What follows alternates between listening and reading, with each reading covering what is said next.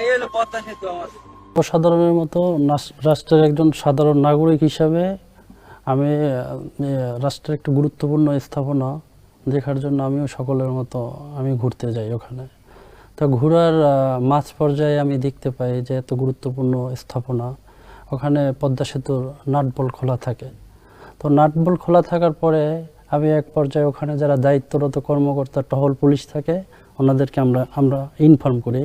আমার সাথে আমার একটা ফ্রেন্ডও ছিল।